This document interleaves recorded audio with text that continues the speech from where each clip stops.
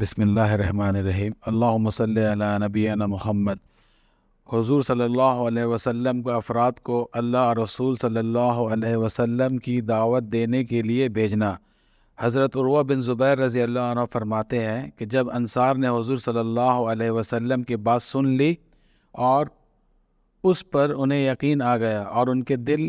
آپ کے دعوت سے پوری طرح مطمئن ہو گئے تو انہوں نے آپ کی تصدیق کی اور آپ پر ایمان لے آئے، اور یہ لوگ سارے عالم کے لیے بھلائی اور خیر کا سبب بنے، اور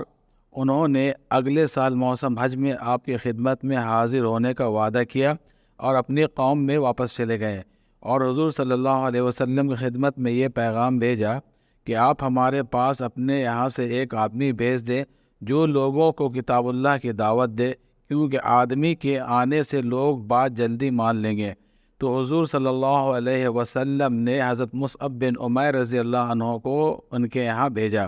حضرت مصعب رضی اللہ عنہ قبیلہ بنی عبد الدار میں سے تھے۔ حضرت مصعب قبیلہ بنی غنم میں حضرت اسعد بن زرارہ رضی اللہ عنہ کے پاس ٹھہرے، اور وہ لوگوں کو حضور صلی اللہ علیہ وسلم کی باتیں سناتے اور قرآن شریف پڑھ کر سناتے۔ پھر حضرت مصعب رضی اللہ عنہ حضرت سعد بن معاذ کے پاس ٹھہر کر دعوت کے کام میں لگے رہے، اور اللہ تعالیٰ ان کے ہاتھوں لوگوں کو ہدایت دیتے رہے، حتیٰ کہ انصار کے ہر گھر میں کچھ نہ کچھ لوگ مسلمان ہو گئے اور ان کے بت توڑ دیے گئے۔ حضرت مصعب بن عمیر رضی اللہ عنہ حضور صلی اللہ علیہ وسلم کے پاس چلے گئے اور ان کو مقرا، پڑھانے والا کے نام سے پکارا جاتا تھا۔